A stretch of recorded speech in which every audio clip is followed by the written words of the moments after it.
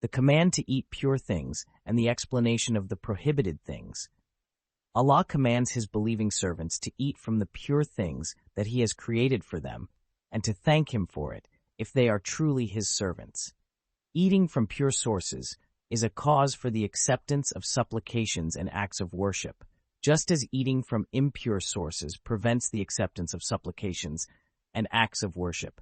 As mentioned in a hadith recorded by Imam Ahmad, that Abu Hurairah said that Allah's Messenger said, أيها الناس إن الله طيب لا يقبل إلا طيبا وإن الله أمر المؤمنين بما أمر به المرسلين فقال يا أيها الرسل كلوا من الطيبات واعملوا صالحا إنا بما تعملون عليم وقال يا أيها الذين آمنوا كلوا من طيبات ما رزقناكم ثم ذكر الرجل يطيل السفر أشعث أغبر يمد يديه إلى السماء يا رب يا رب ومطعمه حرام ومشربه حرام وملبسه حرام وغذي بالحرام فأنى يستجاب لذلك, and only accepts that which is tayyib. Allah has indeed commanded the believers with what He has commanded the messengers. For He said, Messengers, eat of the tayyibat and do righteous deeds. Verily, I am well acquainted with what you do. And He then mentioned a man, be accepted. It was also recorded by Muslim and at Tirmidhi.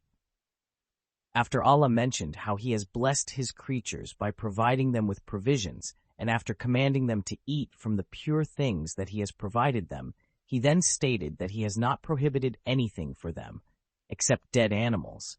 Dead animals are those that die before being slaughtered, whether they die by strangling, a violent blow, a headlong fall, the goring of horns, or by being partly eaten by a wild animal. Dead animals of the sea are excluded from this ruling, as is explained later, Allah willing, as Allah said, أُحِلَّ لَكُمْ صَيْدُ الْبَحْرِ وَطَعَامُهُ, water game, and its use for food, and because of the hadith about the whale recorded in the Sahih.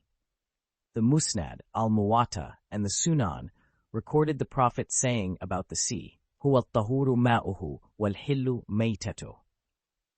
Ashafi Ahmad, Ibn Majah, and Ad-Darakutni reported that Ibn Umar said that the Prophet said, أُحِلَّ لَنَا مَيْتَتَانِ وَدَمَانِ السَّمَكُ وَالْجَرَادُ وَالْكَبِدُ وَالطِّحَالُ. We will mention this subject again in Surah Al-Ma'idah, insha'Allah. Issue. According to Ash-Shafi'i and other scholars, milk and eggs that are inside dead unslaughtered animals are not pure, because they are part of the dead animal. In one narration from him, Malik said that they are pure themselves, but become impure because of their location. Similarly, there is a difference of opinion over the cheeses of dead animals.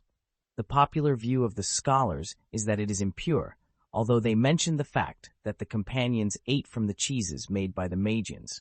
Hence, Al-Qurtubi commented, since only a small part of the dead animal is mixed with it, then it is permissible, because a minute amount of impurity does not matter if it is mixed with a large amount of liquid. Ibn Majah reported that Salman said that Allah's Messenger was asked about butter, cheese, and fur. He said, Al-halalu ma ahallallahu fi kitabihi, wal-haramu ma harramallahu fi kitabihi, wa ma sakata anhu fahuwa mimma afa an. Allah has prohibited eating the meat of swine, whether slaughtered or not.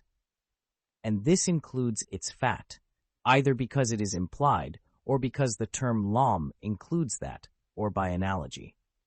Similarly prohibited are offerings to other than Allah, that is what was slaughtered in a name other than His, be it for monuments, idols, divination, or the other practices of the time of Jahiliyyah. Al-Qurtubi mentioned that Aisha was asked about what non-Muslims slaughter for their feasts, and then offer some of it as gifts for Muslims.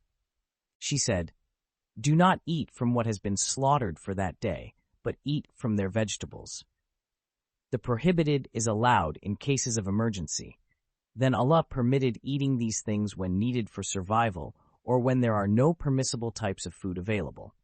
Allah said, فَمَنْ اضْطُرَّ غَيْرَ بَاغٍ وَلَا عَادٍ, meaning, without transgression or stepping the limits, فَلَا إِثْمَ عَلَيْهِ, meaning, if one eats such items for Inna Allaha Ghafurun Rahim.